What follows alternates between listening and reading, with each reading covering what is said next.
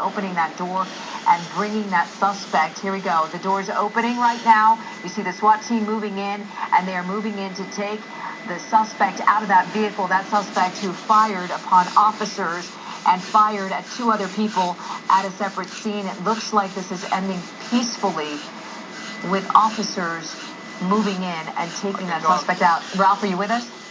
Yes, I can. I can talk to you here. I can tell you that they believe now that those shots that were being fired, or the shots that they heard, at least one of them may have been a self-inflicted gunshot wound here to the person that was inside the vehicle. Again, out of a courtesy, we're going to keep the camera at this distance right here, but as you watch live, the SWAT team surrounded the vehicle. They made a determination that there was no more of a threat. They opened the passenger side door and then the driver's side door there.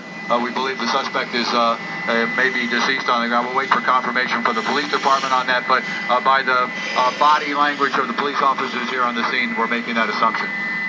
Ralph, is it safe to say that there's just one suspect there now?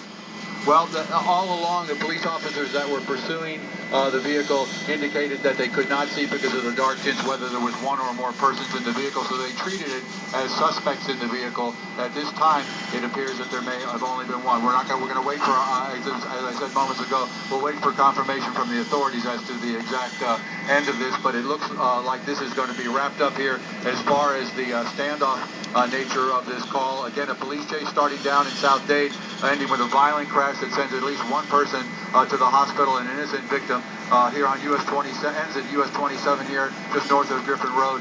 SWAT teams and members of police agencies from Dade and Broward County responding here, closing off the roadway, doing assessments.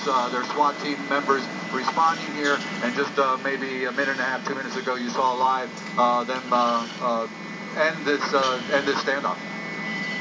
All right, Ralph, and if you're just joining us at home, as Ralph just mentioned, you are seeing the end of a very violent day in South Florida, where a suspect fired shots on at least two people in the Hammocks area at 123rd Avenue and 190th Street, sending at least one of them to the hospital, then took off away from that scene, was involved in a violent crash, sending a second person to the hospital, and now it appears that that suspect has her own life. As we look at these live pictures there, the SWAT team is now on the scene there. They have moved into that vehicle, and it appears that it has come to a peaceful end. Okay. Yeah, for quite some time they waited. They really watched and waited. After those initial shots were fired, again, what we believed at the time and what authorities were kind of basing their beliefs on as well was that those shots were fired at them. We saw that unfold live on television.